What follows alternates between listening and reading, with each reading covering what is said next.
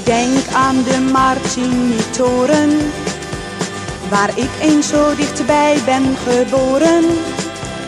Ik denk aan de mooie natuur, ja, Groningen is nog vaak puur. Ik denk aan de prachtige wadden, we zijn blij dat we die altijd hadden. Wie hem indijken wil, die is knots, want de Waddenzee is onze trots. Groninger mallebonen zijn we allemaal. Malle bonen op grote schaal. Groninger mallebonen, ze noemen ze ons echt. Maar een malleboon te zijn is nog echt niet zo slecht. Ik denk aan de Groninger koeken, zoiets fijns zul je ver moeten zoeken. Met de gaspel zijn wij heel content, het redde Holland van het faillissement. Dus het is zoals ik wilde zeggen, zoals ik nu eens uit wilde leggen.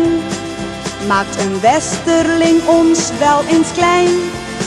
Bedenk, er is veel hier om trots op te zijn.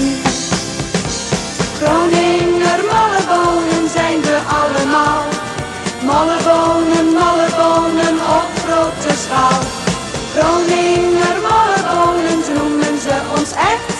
Maar een malleboon te zijn is nog echt niet zo slecht.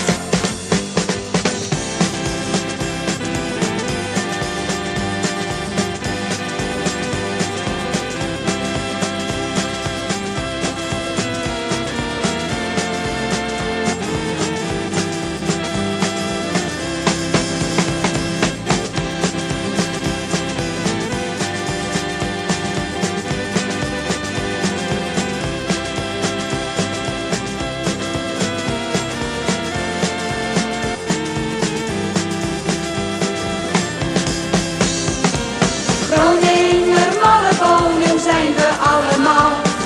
Mallebonen op grote schaal. Groninger mallebonen, ze noemen ze ons echt.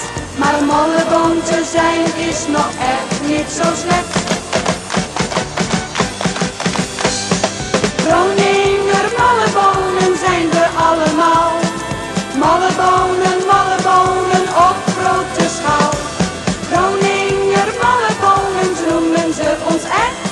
Maar een malleboon te zijn is nog echt niet zo slecht. Maar een malleboon te zijn is nog echt niet zo slecht.